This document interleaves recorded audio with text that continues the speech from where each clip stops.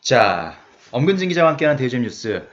최근에 이제 주택 임대소득 관련해서 영상을 올렸더니 많은 분들이 관심을 가져주시고 또 뭐 질문도 올려주시고 제가 시간이 되는 대로 답변을 달아드리고 있는데 저의 답변도 또 해당 기관에서 답변해 주시는 게 가장 정확한 것일 거고요. 저의 답변은 참고를 하시는 쪽으로 활용하시고 최종 확인은 해당 기관에서 좀 확인을 해주셨으면 좋겠습니다. 임대소득과 관련해서는 국세청에다가 확인하시는 것이 좋겠고 또 임대소득으로 인해서 건강보험료 문제는 국민건강보험공단에 확인하시는 것이 일단 좋겠습니다. 최근에 관련해서 주택 임대소득을 신고하게 되면 혹은 사업자 등록을 해서 이제 임대소득세를 내게 되면 사업소득이 이제 분류가 될 것이고 그렇게 되면 건강보험료에 영향을 미치느냐라는 질문이 상당히 또 많이 들어오죠. 처음에는 이제 임대사업 등록을 해야 되냐 말아야 되냐, 세무서 등록, 그다음에 지자체 등록 이 부분을 이제 많이 여쭤보셨고 제가 이제 그런 부분에 답변을 해드리니까 그러면 이제 임대소득은 알겠는데 건강보험 같은 경우는 이제 직장가입자의 피부양자로 올라가 있는데 이게 이제 그럼 피부양자 자격을 박탈당하는 것이 아니냐. 그래서 지역가입자로 전환이 되면 보험료가 껑충 뛰는 것이 아니냐. 뭐 이런 질문들을 하고 계십니다. 그래서 그런 부분들에 대한 어떻게 직장가입자의 피부양자 자격이 주어지고 또 어떤 경우에는 피부양자 자격을 잃게 되는지 그런 부분들을 한번 살펴보도록 하겠습니다. 자, 일단은 그 건강보험료 같은 경우는 크게 직장가입자와 지역가입자로 나눠져 있죠. 직장가입자 같은 경우는 이제 그 회사에서 이 사람이 이제 우리 회사의 직원이다 이렇게 인정을 하고 그래서 그 사람에게 주는 그 급여 근로소득만으로 이제 건강보험료를 책정하다 보니까 사실 다른 소득이 있는 분은 직장가입자인 경우에 조금 오히려 유리할 수가 있습니다. 급여만 가지고 이제 보기 때문에. 그러나 지역가입자는 재산이나 다른 소득 이런 것들을 다 통틀어서 보기 때문에 직장가입자에 비해서 상대적으로 건강보험료 부담이 좀 크게 느껴지는 그런 상황입니다. 그래서 직장가입자가 될 수 있으면 직장가입자로 하는 게 제일 좋고요. 그 다음에 우리 가족 중에 직장가입자가 있고 내가 특별한 소득이나 어떤 다른 게 없어서 피부양자로서 그 직장가입자의 피부양자로서 들어가 있으면 사실 건강보험료를 부담하지 않아도 되죠. 그래서 그런 부분이 유지가 되면 제일 해피한 것인데 이제 임대사업, 주택 임대소득을 신고하게 되면 이제 소득이 생기는 거 아닙니까? 이 사람은 소득이 처음에는 회사를 안 다니니까 소득이 없는 것처럼 이제 보였는데 이제 등록을 하고 보니까 야, 이 사람 주택 임대소득이 있었구나. 그러면 이 사람에 대해서는 이제 건강보험료를 그럼 별도로 내라. 이렇게 할 수도 있다는 것이죠.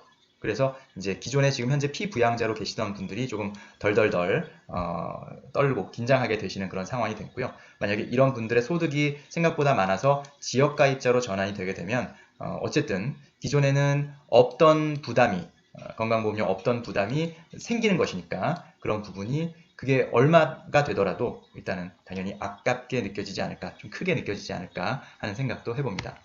자, 그럼 피부양자 대상.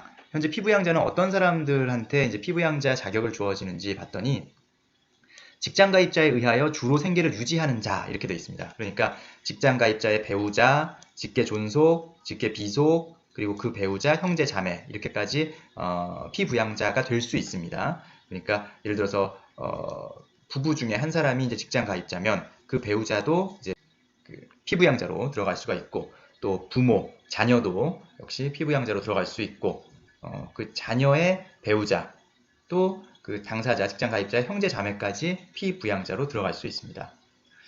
부양 요건에 충족하는 자, 여기 이제 이 인정 기준 중 부양요건 참조, 국민건강보험법 시행규칙 별표 1이라고 되어 있는데요. 이거는 뭐 검색하시면 네이버에 검색하시면 국민건강보험법 시행규칙 확인하실 수가 있고 거기 별표 1을 또 확인하실 수가 있습니다. 여기 보면 이제 동거하는 경우, 비동거하는 경우 뭐 배우자나 형제, 자매 뭐 이런 사람들이 어떻게 해당이 되는지 피부양이 가능한지 이제 이런 것들의 기준이 나와 있으니까요. 이런 부분들을 확인하셔야 되겠고요. 그 다음에 재산 과표가 5억 4천만 원 이하인 경우 인정 또는 재산 과표가 5억 4천만 원을 초과하면서 9억 원 이하인 경우는 연간 소득 1,000만 원 이하이면 인정 이렇게 되어 있습니다. 형제 자매의 경우에는 재산 과세 표준의 합이 1억 8천만 원 이하여야 함. 단 65세 이상 30세 미만 장애인, 국가유공, 보훈 보상 상이자만 인정. 이렇게 일단 재산에 대한 기준도 어느 정도 나와 있으니까요. 참고를 하시고요. 그 다음에 보수 또는 소득이 없는 자 역시 피부양자 대상이 됩니다. 여기에 대해서는 그 피부양자 자격의 인정 기준 중 소득 및 재산 요건 참조, 그러니까 소득 요건과 재산 요건을 정리해 놓은 것이 이 국민건강보험법 시행규칙 별표 1의 2에 나와 있는데요. 역시 그 국민건강보험법 시행규칙이라고 검색을 하시면 그 법령을 확인하실 수가 있고, 거기에 별표 1의 2를 확인하시면 그 기준이 소득 요건과 재산 요건이 나와 있기 때문에 각자 조회하시고 검색하시면 확인이 가능하십니다. 이 부분을 제가 일단은 조금 더 지금 설명을 드리자면요. 자, 피부양자 자격의 인정 기준 중 소득 및 재산 요건, 바로 앞에서 제가 찾아보면 나온다는 그 소득 및 재산 요건을 한번 가져와 봤습니다. 국민건강보험법 시행규칙 별표 1의 2에 나와 있는데요. 자, 직장가입자의 피부양자가 되려는 사람은 다음 각 목에서 정하는 소득 요건을 모두 충족해야 한다라고 되어 있습니다. 자, 소득 요건 보면은 가목에 보면은요. 소득의 합계액이 연간 3,400만 원 이하일 것이라고 되어 있습니다. 여기에 말하는 소득은 뭐 이자 소득, 배당 소득, 뭐 여러 가지 그런 각가지 소득의 합계액이 연간 3,400만 원 이하여야 합니다. 여기는 사업소득도 역시 포함이 됩니다. 그런데 그 나목을 보면 자, 사업소득이 없을 것이라고 되어 있습니다. 그러니까 사업자 등록을 한 경우에는 사업소득이 없어야 피부양자가 된다는 사실. 만약에 사업자 등록이 되어 있지 않으면 그 사업소득의 합계액이 연간 500만 원 이하일 것, 이렇게 되어 있습니다. 그러니까 사업소득을 한 상태이면 사업소득이 없어야 되고요. 사업자 등록이 안 돼 있는 경우에는 사업소득의 합계액이 연간 500만 원 이하여야 한다는 것입니다. 그리고 여기 밑에 보면 이제 장애인으로 등록한 사람, 그다음에 국가 유공자 등으로서 또 보훈 대상자로서 상위 등급 판정을 받은 사람인 경우 역시 사업소득의 합계액이 연간 500만 원 이하일 것, 이렇게 되어 있습니다. 네. 그러니까 앞에서는 사업자 등록 여부에 대해서 그 소득의 기준이었고요. 뒤에서는 장애인인 사람, 국가유공자 혹은 보훈 보상 대상자로서 상위 등급 판정을 받은 사람, 이런 경우에는 역시 사업소득의 합계액이 연간 500만 원 이하여야 직장가입자의 피부양자가 될 수가 있고요. 그 다음에 뭐 폐업 등에 따른 사업 중단 등의 사유로 소득이 발생하지 않게 된 경우, 그 다음에 주택 재건축 사업으로 발생한 사업소득을 제외하면 앞에서 가목 및 나목의 요건을 충족하는 경우, 이런 경우에 이제 공단이 인정하는 경우에는 충족하는 것으로 본다. 앞에서의 조건을 충족하는 것으로 본다. 그 다음에 뭐 기혼자인 경우에는 부부 모두 가목부터 다목까지의 요건을 충족해야 한다. 이런 소득에 대한 요건이 나와 있습니다. 이런 부분들을 참고하시고요. 그 다음에 이제 재산 요건. 그러니까 소득은 내가 벌어들이는 돈에 대한 걸 말하는 거고요. 재산은 이미 내가 갖고 있는 것들을 말하는 거죠. 재산을 내가 얼마나 갖고 있느냐. 이 재산 요건은 이제 어느 하나에 해당하여야 된다. 앞에서 소득 요건은 모두 충족하여야 된다라고 되어 있고요. 재산 요건은 이 재산 요건 중 어느 하나에 해당하여야 한다라고 되어 있습니다. 앞에서 말한 것과 같습니다. 재산세 과세 표준의 합이 5억 4천만 원을 초과하면서 9억 원 이하이고 소득의 합계액은 연간 1천만 원 이하일 것. 앞에서 얘기했었죠. 아니면 재산세 과세 표준의 합이 5억 4천만 원 이하일 것. 이렇게 되어 있고요. 이 재산세 과세 표준이라는 것은 그냥 가격을 말하는 것은 아니고요. 우리가 재산세를 매길 때 그 과세 표준을 매깁니다. 예를 들어서 주택인 경우에는 주택 공시 가격의 60%, 뭐 이런 식으로, 또 주택이 아닌 다른 부동산인 경우에는 그 부동산에 맞는 그 과세 표준 구하는 공식이 있으니까요. 그 공식대로 해서 그 합이 어느 구간에 있느냐, 5억 4천만 원 이하이거나 아니면 5억 4천만 원에서 9억 원 이하라면 소득의 합계액은 연 1천만 원 이하여야 한다. 이제 이런 조건들이 있고요. 그리고 재산세 과세 표준의 합이 1억 8천만 원 이하일 것. 아까 형제 자매인 경우에 그랬다는 거죠. 이렇게 소득 및 재산 요건이 있기 때문에 일단 이런 것들이 충족이 돼야, 소득 요건은 모든 걸 충족해야 되고 재산 요건은 어느 하나에 해당하면 되는데, 이런 것들이 충족이 돼야 피부양자 자격을 인정받을 수 있다라는 것입니다. 자, 이걸 도표로 좀 확인해 보면요. 이 도표가 지금 아래 위로 길쭉한 거라서 제가 반을 잘라서 양 옆으로 지금 위치를 시켰는데요.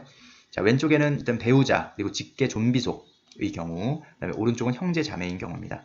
형제 자매인 경우에는 만 30세 미만이나 혹은 만 65세 이상이거나 장애인이거나 국가유공, 보훈 대상 상이자 중 하나인지, 여기서 만약에 여기에 해당되지 않는다면 형제 자매는 그냥 피부양자에서 제외된다는 사실, 이렇게 노가 이렇게 쭉 내려가는 겁니다. 이렇게 쭉 내려가서 여기로 연결돼서 피부양자 제외가 되는 것이고요. 만약에 이제 이 중에 하나가 해당된다, 그럼 이제 이쪽으로 넘어오시면 됩니다. 사업자 등록이 있는지를 따지는 것이고요. 자, 여기서부터는 같이 보시죠. 배우자 직계 좀비속의 경우도 사업자 등록이 있는지 여부를 따져서 있으면 이쪽으로 넘어갑니다. 그래서 사업소득 금액이 발생하냐? yes면 이쪽으로 발생하고, 장애인이나 국가유공자 등 보훈 보상 대상자 중 하나냐? 아니면 피부양자 제외되는 겁니다. 그러니까 사업자 등록이 있는데 사업소득 금액이 발생하면, 특별한 사항이 아니면 피부양자에서 제외된다는 겁니다. 아까 봤죠? 사업자 등록이 있는데 사업소득 금액도 없애야 된다라는 조건이 있었는데 거기서 바로 탈락이 되는 거죠. 만약에 이제 사업소득이 발생하지 않는다라고 갔으면, 그러면 사업소득 금액이 500만 원 이하냐, 아니면 이제 사업자 등록이 없는 그런 경우인 거죠. 사업소득이 발생합니까 해서 놓으면은 이제 이쪽으로 넘어가는 거네요. 그렇죠? 그래서 500만 원 이하냐, 노라면, 그러니까 사업자 등록이 없는데 사업소득이 500만 원을 넘는다. 그래도 역시 피부양자가 제외된다는 거죠. 만약에 500만 원 이하라면 다시 이제 하나 더 내려갑니다. 그래서 합산소득 금액, 그러니까 사업소득을 포함한 모든 종합소득 금액이 연 3,400만 원 이하냐. 이것도 만약에 연 3,400을 넘어가게 되면 피부양자가 바로 또 제외되는 것이고요. 이것까지 이제 3,400만 원 이하라면 여기서 이제 소득 요건은 다 충족을 한 겁니다. 소득 요건. 아까 기본적으로 사업자 등록이 있는데 사업소득이 없어야 되고, 아니면 사업자 등록이 없다면 사업소득이 500만 원 이하여야 하는 것이고요. 그래서 합산소득 금액이 3,400만 원 이하여야 한다. 이렇게 한 크게 세 가지 정도의 조건을 충족해야 일단 소득 요건을 통과한다고 보실 수가 있겠습니다. 그래서 배우자나 직계 좀비속은 재산세 과세표준의 합이 9억 원 이하이냐라고 봤을 때 9억 원을 넘어버리면 역시 피부양자가 제외되고요. 9억 원을 넘지 않으면 다시 이제 살펴보게 되는 거죠. 재산 과표가 그러면 5억 4천만 원 이하냐? 이하면 피부양자 인정. 이제 5억 4천만 원은 넘어. 근데 합산소득 금액이 1,000만 원 이하냐? yes. 그러면 피부양자 인정. no면 피부양자 제외. 이렇게 되는 거죠. 형제자매인 경우에는 재산세 과세표준의 합이 1억 8천만 원 이하입니까?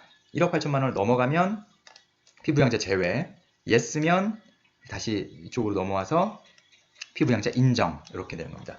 이 표는 그 국민건강보험공단 홈페이지에 사이버 민원센터에 가보면 이제 이 부분을 확인하실 수가 있거든요. 이 링크는 제가 그 글에 달아 놓을 테니까 여러분들 직접 가서 한번 피부양자 자격을 또 체크해 보시고 이 도표를 통해서 한번 확인해 보시고 그리고 이렇게 해도 좀 이해가 어렵다 싶으시면 국민건강보험공단 고객센터 1577-1000번으로 전화를 거셔서 현재 본인의 상황과 어떤 재산 상황, 뭐 소득 요건 이런 것들을 한번 문의를 직접 하시는 것이 가장 정확한 설명일 거라 생각이 듭니다.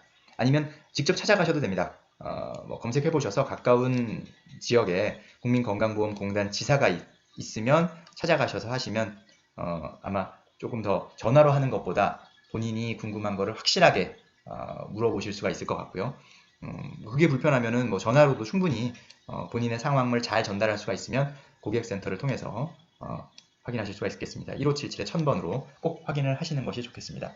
제가 그 어떤 기준을 가지고 설명을 드렸지만 이 그냥 기준을 가지고 설명드리는 것이 개개인의 어떤 그 케이스에 바로 적용하는 데 있어서 뭐 여러 가지 바로 한 번에 해결되지 않는 그런 부분이 아마 있으실 겁니다. 그렇기 때문에 그런 개개인의 구체적인 케이스는 직접 해당 관청에 물어보시는 것이 가장 정확할 겁니다. 엄근진 기자와 함께하는 대유잼 뉴스, 주택 임대소득과 관련해서 건강보험료 어떻게 영향을 받는지, 피부양자 자격이 사라지는 것은 아닌지 이런 부분들에 대해서 어떻게 살펴보면 되는지 살펴봤습니다. 감사합니다.